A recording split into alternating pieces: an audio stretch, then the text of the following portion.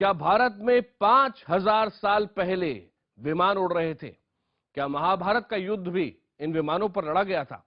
क्या प्राचीन भारतीय संस्कृत ग्रंथों में कैद वो विमान वाकई दुनिया के किसी कोने में अब खोज निकाले गए हैं? इस सदी का सबसे बड़ा राज इसे कहा जा रहा है। इस राज को सुलझाने का दावा किया है अफगानिस्तान के अंदर। कहा जा रहा है कि अफगानिस्तान की एक पहाड़ी की गुफा में 5000 साल पुराना एक विमान मिला है। ये विमान एक अजीब सी ऊर्जा के कवच के घेरे में था। कहा यह भी जा रहा है कि 8 अमेरिकी फौजी उस विमान को बाहर निकालने के दौरान अचानक गायब हो गए और उसके बाद अमेरिका के राष्ट्रपति ने कई देशों के प्रमुखों को एक एक करके अफगानिस्तान बुलाया। एक हफ्ते के अंदर 3 और देशों के राष्ट्राध्यक्षों ने इस तरह अफगानिस्तान का सीक्रेट दौरा किया। इसकी खबर रूस के राष्ट्रपति व्लादिमीर पुतिन को भी लग गई। देखिए हमारी ये विशेष रिपोर्ट, 5000 साल पुराना महाभारत का विमान।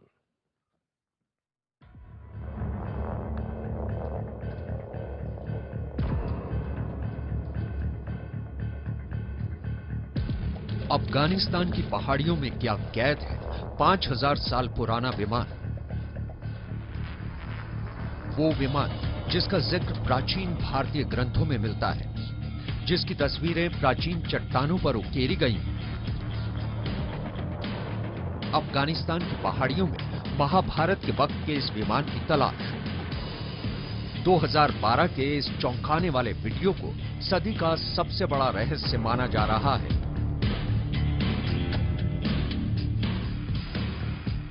खबर मिली थी कि अफगानिस्तान में किसी गुफा के भीतर एक प्राचीन विमान मिला है। विमान यानी वो उड़न खटोला जिसका जिक्र संस्कृत के ग्रंथों में मिलता है। विमान के उड़ने के सैकड़ों किस्से महाभारत में कैद हैं। रामायण में, भगवत गीता में, पुराण में, अगणित प्राचीन तस्वीरों में, सैकड़ों साल पुराने भित्ति चित्रों या चट्टानों पर उकेरी गई रेखाओं में ये विमान नजर आते हैं।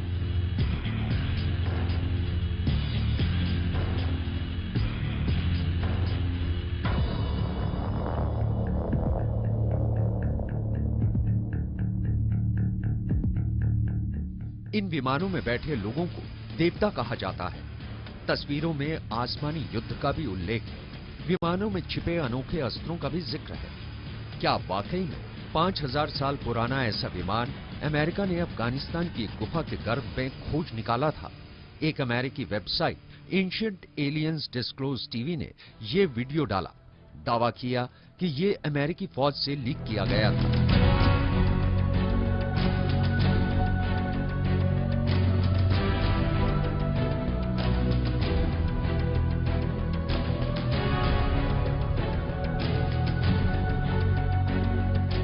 इसमें 8 अमेरिकी मरीन कमांडो एक मिशन पर जाते नजर आ रहे हैं। दावा किया गया कि यह मिशन प्राचीन भारतीय ग्रंथों में दर्ज विमान का पता लगाने के लिए था।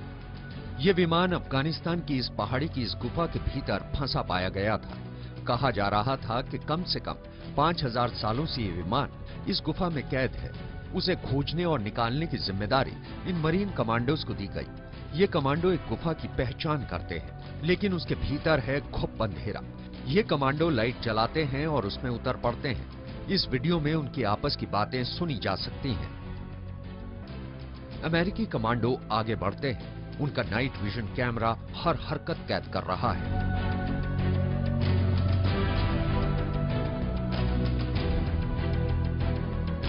कुछ चमकीली चीजें नजर आती हैं। आगे जमीन पर जैसे कुछ बत्तियां दिखने लगती हैं। फिर अचानक एक झटके और एक अजीब सी आवाज के साथ ये कैमरा बंद हो जाता है। अमेरिकी वेबसाइट का दावा है कि ये वीडियो कैमरा बाद में उसी गुफा के द्वार पर पड़ा पाया गया। लेकिन वो 8 मरीन कमांडो कहां गए? उन्होंने उस गुफा के भीतर ऐसा क्या देखा? क्या वाकई में उन्होंने 5000 सालों से पड़े उस प्राचीन भारत के विमान के दर्शन किए? लेकिन उसके बाद से उन कमांडोज का कोई पता नहीं चला। वो गायब हो गए, वो अदृश्य हो गए। लेकिन शायद आज का इंसान उस आविष्कार के करीब पहुंच गया जिसका जिक्र सिर्फ प्राचीन ग्रंथों में देखा और सुना था। उसी के बाद अचानक ही दुनिया के बड़े नेताओं ने एक के बाद एक अफगानिस्तान के चक्कर लगाने शुरू कर दिए। अफगानिस्तान की पहाड़ी में कोई रहस्य कैद है और सबसे पहले इसकी भनक लगी रूस की सीक्रेट सर्विस को। बताया गया कि साल 2012 में रूस के ही विदेश सीक्रेट सर्विस ने वहां के राष्ट्रपति पुतिन के लिए एक रिपोर्ट तैयार की, जिसमें बताया ये गया कि पश्चिमी देशों के कुछ राष्ट्राध्यक्ष अफगानिस्तान में उस रहस्य को जानने के लिए जा रहे हैं। सच भी था। खुद अमेरिकी राष्ट्रपति बराक ओबामा ने अफगानिस्तान के गुमनाम पहाड़ी इलाके का खुफिया दौरा किया था। रूस की इस खुफिया रिपोर्ट में किसी प्राचीन विमान के मिलने का जिक्र नहीं था, लेकिन कुछ सालों बाद यह सच सामने आ गया कि अमेरिकी फौज को 5000 साल पुराना एक विमान मिला है, शायद वही विमान जिसका जिक्र महाभारत में मिलता है। भारतीय संस्कृत ग्रंथों में ये विमान है। महर्षि भारद्वाज के वैमानिक शास्त्र में ये विमान है।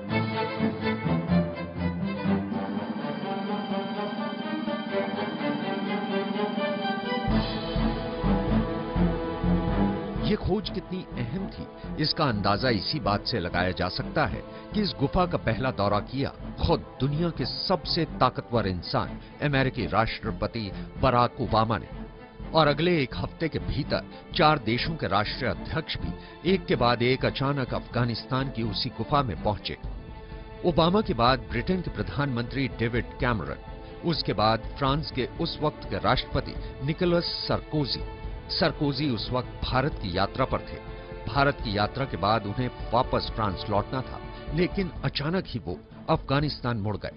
उसके बाद बारी आई जर्मनी की चांसलर एंजेला मर्केल की।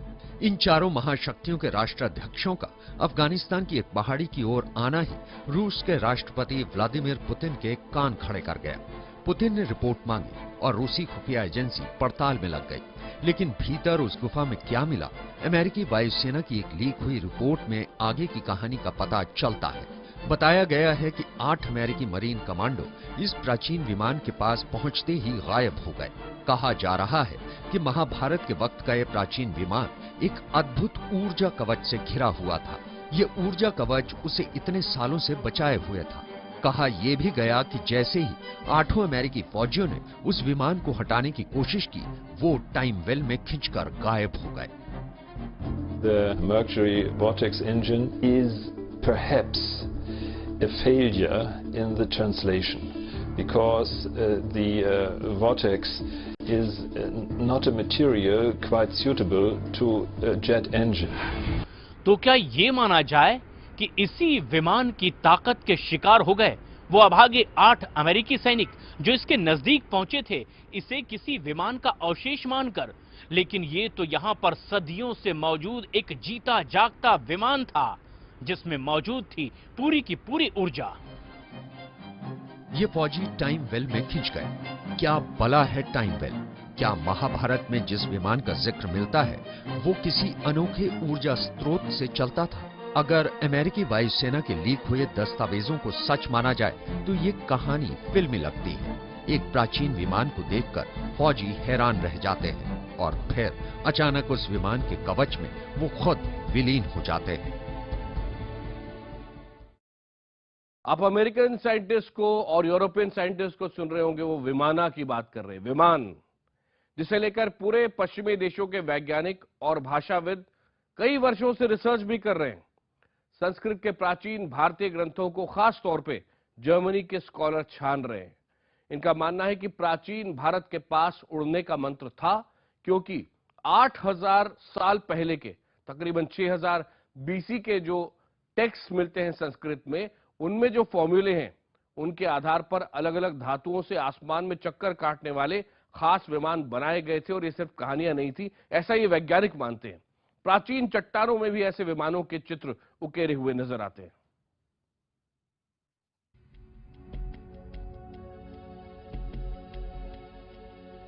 जरा सोचिए, क्या अद्भुत नजारा होगा। 5000 साल पुराने विमान का पता चला अमेरिका को।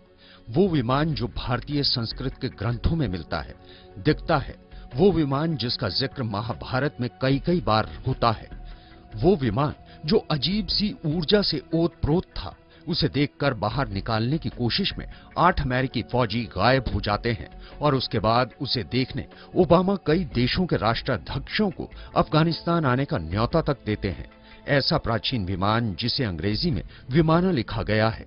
लेकिन आखिर ये विमान किस ऊर्जा कवच से घिरा था कि जिसके असर से 8 अमेरिकी फौजी गायब हो गए? क्या था ये टाइम वेल? बताया जा रहा है कि मशहूर वैज्ञानिक अल्बर्ट आइंस्टाइन ने यूनिफाइड फील्ड थ्योरी दी थी। आइंस्टाइन ने बताया था कि सृष्टि में एक इलेक्ट्रोमैग्नेटिक रेडिएशन ग्रेविटी फील्ड बनाया जा सकता है। यह फील्ड ऊर्जा का भंडार होगा और किसी भी वस्तु की रक्षा कर सकता है।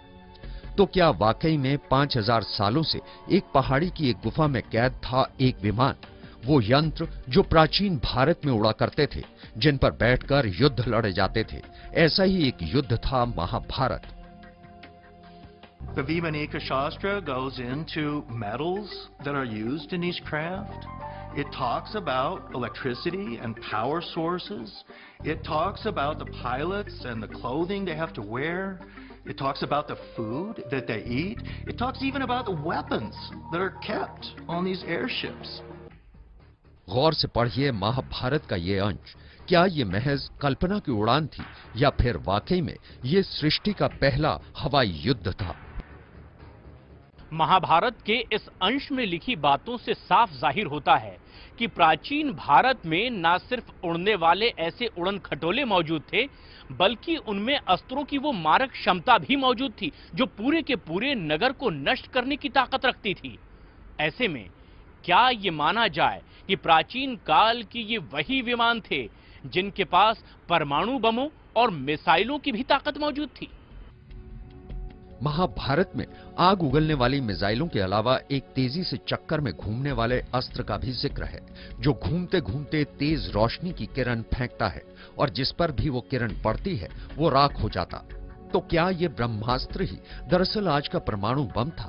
प्राचीन संस्कृत ग्रंथों में जिस विमान का जिक्र मिलता है उसमें कई पंख हैं और कई मजबूत पहिए भी हैं। तो क्या वाकई भारत में प्राचीनतम विमान मौजूद था? 4 ईसा पूर्व में महर्षि भारद्वाज के लिखे वैमानिक शास्त्र में बाकायदा विमान के डिजाइन और सिस्टम के ड्राइंग भी हैं। महाभारत के अलावा रामायण और यजुर्वेद में भी ऐसे उड़ने वाली मशीनों का जिक्र है। कहा गया है ये मशीनें 2 जुड़वां भाई अश्विन इस्तेमाल किया करते थे। और तो और ऋग्वेद में भी अश्विन के इन विमानों का वर्णन है। इनके बारे में कहा गया है कि ये 3 मंजिला होते थे, त्रिकोणीय होते थे और इनमें 2 पंख और 3 पहिए होते थे। ये कम से कम 3 लोगों को ले जा सकते थे। ग्रंथों के मुताबिक ये विमान खास तौर पर सोने, चांदी और लोहे से बने होते थे। इसी विमान के जरिए अश्विन ने समुद्र में फंसे राजा भुज्जू की रक्षा की थी। इन विमानों को कंट्रोल करने की विधि थी और उन्हें भयंकर तूफान या बिजली गिरने की हालत में उन्हें बचाया जा सकता था। और तो और हिंदू ग्रंथों में यह भी बताया गया है कि कैसे विमान सौर ऊर्जा का इस्तेमाल करते थे। Flight manuals of the Vimanas are quite similar to the flight manuals you find in the modern passenger flight business, or when you go to the military jet engines. Of course, they have also flight manuals because it's necessary for a pilot to get knowledge about his plane he wanted to fly with. अमरंग सूत्रधारा एक और प्राचीन संस्कृत ग्रंथ है जिसमें ऐसे 5 प्राचीन विमानों का जिक्र है। इसमें कई ऐसी धातुओं का जिक्र है जिनके बारे में आधुनिक विज्ञान समझ नहीं पा रहा है। ग्रंथ के मुताबिक ये 5 विमान ब्रह्मा, विष्णु, यम, कुबेर और इंद्र के नाम के थे। 4 किस्म के विमानों का वर्णन अलग से है। रुक्म यानी सोने के बने विमान, सुंदर यानी चांदी के बने रॉकेट, त्रिपुर 3 मंजिला विमान, शकुन पक्षी के आकार के विमान। We also learned that these vimanas could be controlled mentally, and this is a technology that modern militaries are beginning to develop. Even today, with as advanced as we think we are, almost every manifestation of an actual extraterrestrial civilization today would look almost like magic to us, where it has to do with technological electromagnetic systems that interface with coherent thought and organized thought. And this gets into people go, wow, now you're losing me here. But I tell people, I said, yeah, well, you got to push your boundaries a little bit if you're talking about a true interstellar civilization. प्राचीन विमानों का जो जिक्र संस्कृत के ग्रंथों में मिलता है वो हैरत में डालने वाला है। इस तरह से इन प्राचीन ग्रंथों में तकरीबन 113 विमानों के प्रकार का पता चलता है और साथ ही साथ महर्षि भारद्वाज के वैमानिक शास्त्र में जिस तरह से उल्लेख देखा गया है, इसे प्राचीन भारत के वैमानिक साइंस का बाइबल कहा जा सकता है। हैरत की बात यह है कि कुछ साल पहले चीन में भी लासा के करीब मिले कुछ संस्कृत के प्राचीन ग्रंथों का अनुवाद भारत की चंडीगढ़ यूनिवर्सिटी में कराया गया था। अनुवाद करने वाली डॉक्टर रूथ रैना का कहना था कि इन ग्रंथों में अंतरिक्ष में आने जाने वाले स्पेसशिप को बनाने का ज्ञान है। उन संस्कृत ग्रंथों में गुरुत्वाकर्षण विरोधी फॉर्मूला है, एक सिस्टम का जिक्र है जिसे लघिमा कहा जाता है। हिंदू योगी इस लघिमा को ही आत्मा के उत्थान का सूत्र मानते हैं। In the Bhagavad Purana, which is an ancient Sanskrit history, there is a description of a spacecraft that was piloted by a king named Shalva. It's described that it was made of metal. It was described that it sometimes appeared to be in two places at once. It was described as having a motion similar to that of a butterfly. And these descriptions are consistent with what people who observe UFOs today report. तो क्या अफगानिस्तान की पहाड़ी में गुफा के भीतर मिला विमान या कहिए स्पेसशिप अपार भारतीय ज्ञान का एक नमूना है? क्या प्राचीन भारतीयों का ज्ञान इतना उन्नत था कि वो 5000 साल पहले ही उड़ना और अंतरिक्ष में जाना सीख चुके थे? इतना ही नहीं, क्या प्राचीन संस्कृत ग्रंथों में कैद ये सत्य जर्मनी के स्कॉलर सालों पहले जान चुके थे? क्या इसी वजह से हिटलर के वैज्ञानिकों ने संस्कृत के ग्रंथों का अनुवाद करवाया था? सच जो भी हो, महाभारत में उड़ते विमान, रामायण में उड़ते पुष्पक विमान, ऋग्वेद वैमानिक शास्त्र में कैद विमान की तकनीक और डिजाइन आधुनिक विज्ञान के लिए एक नया दरवाजा खोल रहे हैं, क्योंकि विमान के डिजाइन में दो ऐसी चीजों का इस्तेमाल किया गया है जिनका इस्तेमाल आज भी किया जा रहा है। पहला गायरोस्कोप, यानी वो यंत्र जो संतुलन साधने और दिशा का ज्ञान करने के लिए पनडुब्बियों से लेकर विमानों तक में इस्तेमाल होता है। दूसरा मरकरी, जिसका इस्तेमाल ऊर्जा पैदा करने के लिए किया जाता था। जरूरत सिर्फ नजरें खोलकर देखने की है। हमारे प्राचीन ग्रंथों में ही सारा आधुनिक विज्ञान कैद है।